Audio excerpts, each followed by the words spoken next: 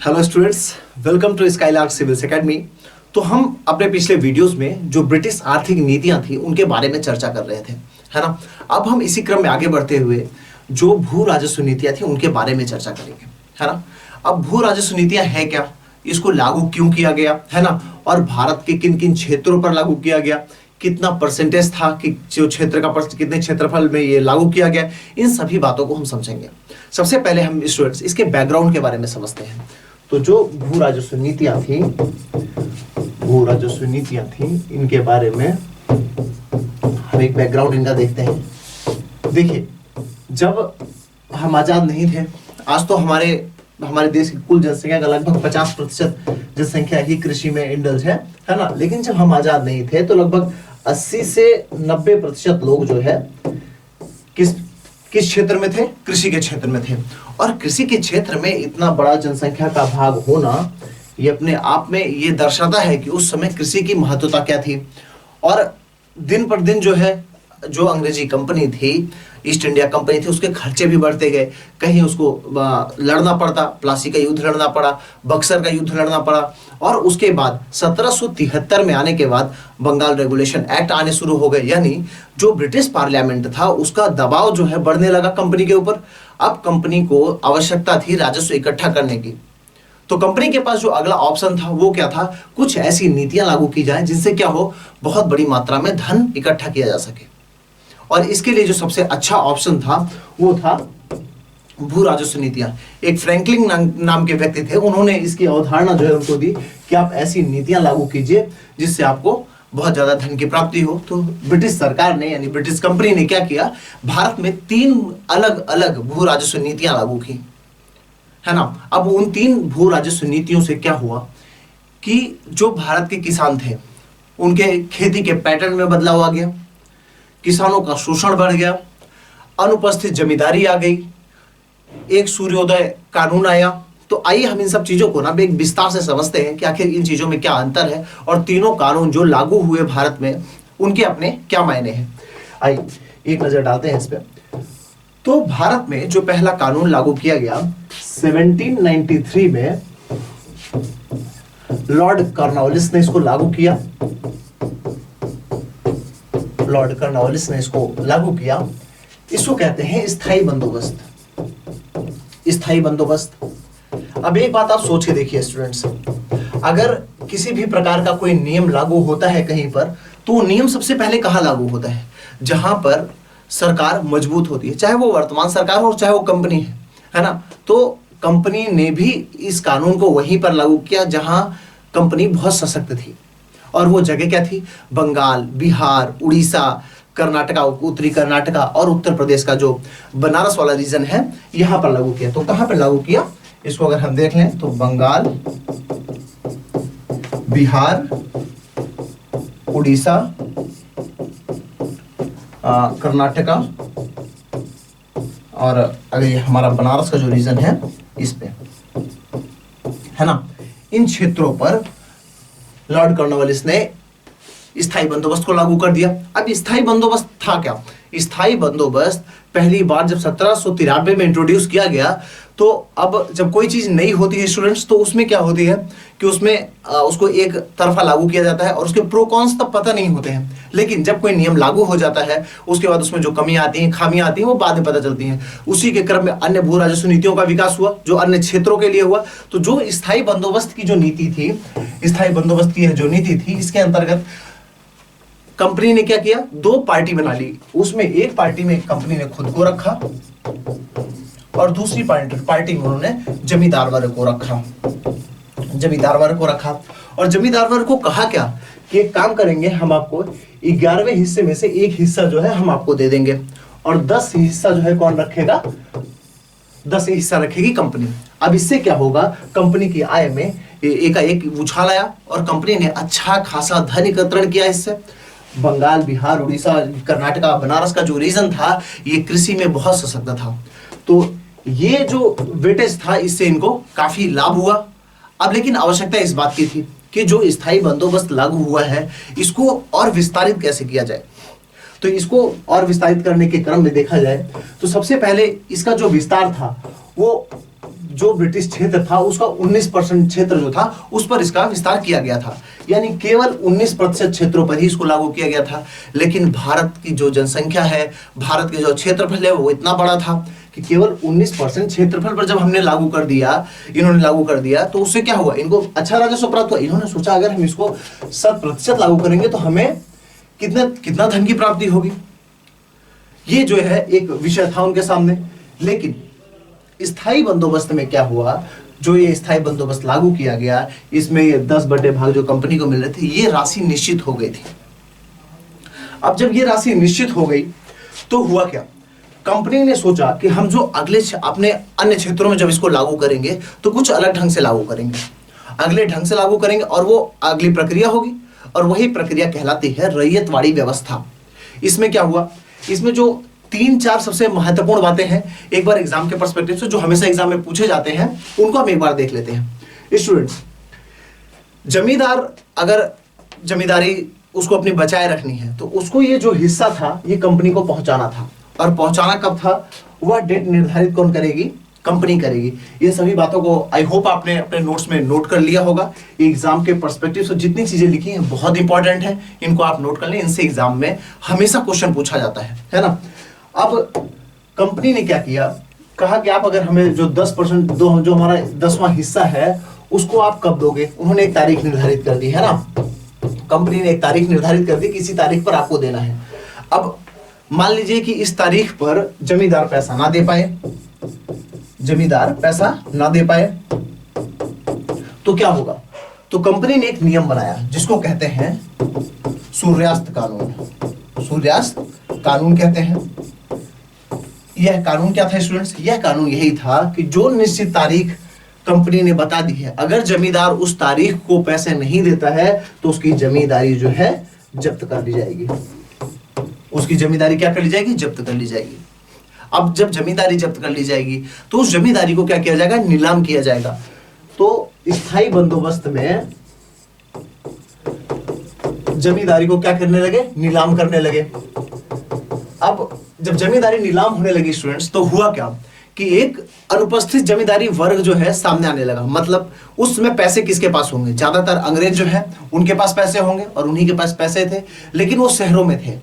अब उन्होंने क्या किया, आज जैसे कोई शहर का व्यक्ति वो गांव में मकान खरीद लेता है ना, और उसके बाद वो गांव में मकान खरीद के छोड़ दिया। अब उसके बाद लेकिन उसकी वो प्रॉपर्टी तो बनी रह गई, और वहाँ है नहीं है, मान लीजिए उस किसी व्यक्ति ने खेत ले लिया गांव में, अब वो खेती नहीं कर रहा है और खेत वो ऐसे पड़ा हुआ है। अगर वो किसान के पास होता तो किसान उसका इस्तेमाल करता। उसी प्रकार जमींदारी वर्ग में भी ऐसा था। जमींदारी से तो उनसे खेती नीलाम कर दी गई, उन्होंने खेती ले ली, लेकिन वो शहरों में रहता था और खेती वेती नहीं करता था, है ना। तो उससे क्या हुआ, अनुपस्थित जमींदारी वर्ग का उदय होना शुरू हो गया। अगर आपसे एग्जाम में एक क्वेश्चन पूछे कि सूर्यास्त कानून किससे संबंधित है, तो स्थायी बंदोबस्त से है। और अगर ये भी क्वेश्चन पूछ ले अनुपस्थित जमींदारी किसकी विशेषता रही है, तो वो विशेषता रही है स्थायी बंदोबस्त की, है ना। तो ये बहुत इंपॉर्टेंट बातें थी स्थायी बंदोबस्त के बारे में, जो हमेशा एग्जाम में पूछी जाती हैं। आई होप आप इन चीजों को अच्छे से नोट कर रहे होंगे, है ना। अब आइए इसी का जो विकास हुआ आगे चलकर 1793 में स्टार्ट हुआ स्थायी बंदोबस्त। अब विकास हुआ और 1820 आते आते एक नई व्यवस्था लाई गई जिसको रैयतवाड़ी व्यवस्था कहते हैं। रैयतवाड़ी व्यवस्था, ठीक है, या आप इसको बंदोबस्त कह लो या व्यवस्था कह लो, यह व्यवस्था लाई गई। अब यह व्यवस्था थी क्या, सबसे पहले इसके बेसिक्स को समझें। तो रैयत का मतलब होता है किसान, यानी यह व्यवस्था जो लागू की जाएगी वो किसके साथ की जाएगी, किसान के साथ। जो पुरानी व्यवस्था थी वो किसके साथ लागू की जा रही थी, जमींदार के साथ। तो यह व्यवस्था जो किसान के साथ लागू की गई 1820 में, इस व्यवस्था को सबसे पहले किन क्षेत्रों में लागू किया गया, जो एग्जाम के पर्सपेक्टिव से बहुत इंपॉर्टेंट है। तो हमारा रीजन था बंगाल का, सॉरी बंगाल नहीं, बंबई का, असम का और मद्रास का। ये जो बंबई, असम और मद्रास का रीजन था, यहां पर एक नई व्यवस्था लागू की गई। कब लागू की गई, 1820 में लागू की गई। और इसको लागू करने वाले जो व्यक्ति थे उनका नाम था टॉमस मुनरो और रीड। एक बार अगर ये एग्जाम में क्वेश्चन यूपीपीसीएस में पूछा भी गया था, तो टॉमस मुनरो और रीड ने इस व्यवस्था को लागू किया। कहां पर लागू कराया? बंबई, मद्रास और असम में। कितने परसेंट क्षेत्रों पर लागू था? अगर हम इसको समझें तो यह ऐसा ही केवल एक कानून था जो कि सर्वाधिक क्षेत्रफल पर लागू किया गया, और वो क्षेत्रफल जो था अंग्रेजी शासन के दौर में 51% क्षेत्रों पर लागू किया गया। इसमें सबसे जो इंपॉर्टेंट बात है कि वो जो समझौता हुआ कि वो रैयतों से हुआ, यानी किसानों से हुआ। किसानों से कहा गया कि एक काम कीजिए, आपको जमींदारों से कोई समझौता करने की जरूरत नहीं है।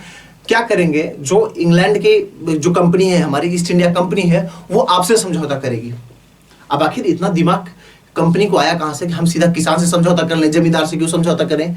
तो उस समय रिकार्डो नाम के एक व्यक्ति थे, उनकी थ्योरी बहुत प्रचलन में थी इंग्लैंड में, और उनका कहना था कि अगर हम किसानों के साथ कोई समझौता कर रहे हैं तो समझौता में क्यों आवश्यक है कि हम एक मीडिएटर ले आए, है ना? तो जब ये समझौता होगा तो किसानों और कंपनी के बीच होगा, और रिकार्डो की ही जो थ्योरी थी उसी पर आधारित था रैयतवाड़ी व्यवस्था। तो इसको भी आप एक बार नोट कर लें। रिकार्डो की थ्योरी थी, रिकार्डो की एक परिकल्पना थी, उस पर ये आधारित थी पूरी। तो 51% क्षेत्रों में किसानों के साथ यह व्यवस्था लागू की गई। टॉमस मुंडो और रीड ने इसको बंबई, असम और मद्रास में लागू कराने में अहम भूमिका निभाई, है ना? जो इससे पूर्व की व्यवस्था थी स्थायी बंदोबस्त, वो 1793 में पहली व्यवस्था लागू की गई भारत में कि हम भू राजस्व स्टार्ट करेंगे। अब उसी का विकास है कि 1820 में रैयतवाड़ी व्यवस्था को इन क्षेत्रों में लागू किया गया। अब सबसे इंपॉर्टेंट बात स्टूडेंट्स, कि रैयतवाड़ी व्यवस्था किसानों के साथ लागू की गई, अच्छी बात है, कोई समस्या नहीं है। लेकिन जो सबसे इंपॉर्टेंट बात है, इसमें भी किसानों की भलाई नहीं हुई। इसमें भी किसानों के साथ क्या हुआ? किसानों का शोषण हुआ। अब शोषण कैसे हुआ? किसान कंपनी से तो समझौता कर लेते थे, लेकिन होता क्या था कि कंपनी को उन्हें जो लगान देना है, अब मान लीजिए वो लगान टाइम पर नहीं हो पाया, कृषि जो है जलवायु पर निर्भर होती है, तो अब मान लीजिए जलवायु पर निर्भर है, उस समय उस साल बारिश अच्छी नहीं हुई, तो किसान अगर उत्पादन अच्छा नहीं हुआ, तो उत्पादन नहीं अच्छा होने के क्रम में क्या होता है कि अनाज उत्पादन नहीं हो तो लगान कहां से देगा, और लगान नहीं देने के क्रम में ही क्या होगा, वो महाजनों के पास चला जाएगा और महाजनों से लेगा, कर्ज लेगा कि हमें काम, आप मुझे कुछ कर्ज दे दीजिए, मुझे कंपनी को चुकाना है। तो उसने महाजन से पैसा लिया और उसका फिर कंपनी को दे दिया। लेकिन अब उसने ये जो कर्ज ले लिया, अब उसको अगले साल फिर कर्ज देना है, कर्ज भी देना है और लगान भी देना है। अब इससे क्या हुआ, किसान लगान की और ब्रिटिश कंपनी के चक्कर में जो है जंजाल में फंस गया, और अब वो उससे निकल नहीं पा रहा था। तो बहुत लोगों की खेती नीलाम होने लगी, बहुत लोगों की जो पूरी व्यवस्था थी वो चरमरा गई। तो भारत की जो कृषि क्षेत्र थी ना, उस समय पर उसकी स्थिति वैसी ही हो गई थी जैसी आप समझिए कि अकाल के टाइम पर कोई अनाज नहीं पैदा हो रहा है, कोई सब खाने के लिए मर रहे, वैसी स्थिति किसानों की हो गई थी। अब सबसे इंपॉर्टेंट बात ये थी इसमें, ये सारी चीजें एग्जाम के पर्सपेक्टिव से बहुत इंपॉर्टेंट है स्टूडेंट्स, इनको आप अच्छे से नोट कर लें, है ना? अगर एग्जाम में इनसे एक क्वेश्चन भी आता है तो आपसे छूटना नहीं चाहिए। तो जो कर की दर थी, एक बार हम उस पर नजर डालें तो इसमें जो कर की दर निर्धारित की गई वो 33% से 51% तक निर्धारित की गई, कि हम 33% से लेके 51% तक का कर लेंगे। अब आपको लगता है कितना कितना बड़ा ये दर है ना? और इतने बड़े दर को चुकाने के लिए किसान आखिर क्या क्या करता रहा होगा? तो किसानों के साथ ये समस्या उस समय रैयतवाड़ी व्यवस्था के साथ जुड़ी हुई थी। तो रैयतवाड़ी व्यवस्था में ये इतनी महत्वपूर्ण बातें थी स्टूडेंट्स।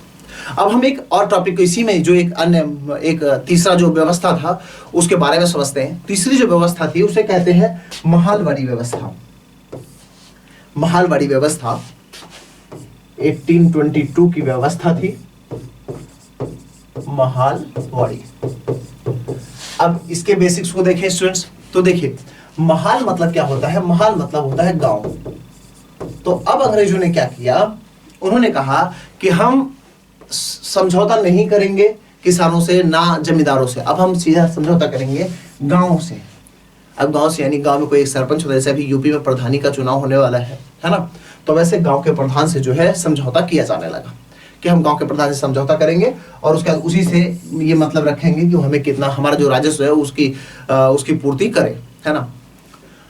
तो अब 1822 में क्या हुआ कि ये एक नई व्यवस्था प्रचलन में लाई गई। इंग्लैंड में एक व्यक्ति हुआ जिसका नाम था हॉल्ट मैकेंजी नाम था उनका। उनको जो है उन्होंने ये अवधारणा दी कि हम एक काम करते हैं, ठीक है, हमने किसानों से कर लिया, जमींदारों से कर लिया, अब हम एक काम करते हैं कि हम ये व्यवस्था जो है, एक नई व्यवस्था लागू करते हैं गांव के साथ, और पूरे के पूरे गांव के साथ जो है इसको लागू किया। और इसको लागू करने में मार्टिन बर्ड नाम का आदमी था, मार्टिन बर्ड नाम का आदमी था, इसने इसको लागू कराने में सबसे सशक्त भूमिका निभाई। तो महालवाड़ी व्यवस्था में क्या था कि लोगों को गांव से ही, गांव का जो जमींदार होता था वही कहता था भाई लाओ लगान दो, है ना। अब लोग लगान ले आते थे, देते थे, गांव के जो जमींदार थे उनको लगान मिलता था। उससे क्या होता था, अब मान लीजिए किसी ने, मान लीजिए कंपनी ने उनको कहा है कि आपको 10 रुपए लेना है ना। अब महाजन ने क्या कहा कि मुझे 15 रुपए चाहिए लगान। तो इससे जो 5 रुपए का शोषण है ये भी जो है कौन वहन करेगा, किसान वहन करेगा, है ना। तो यह व्यवस्था क्या हुई, और शोषणात्मक हुई। अब इसमें फार्मर्स का क्या हुआ, और शोषण बढ़ने लगा।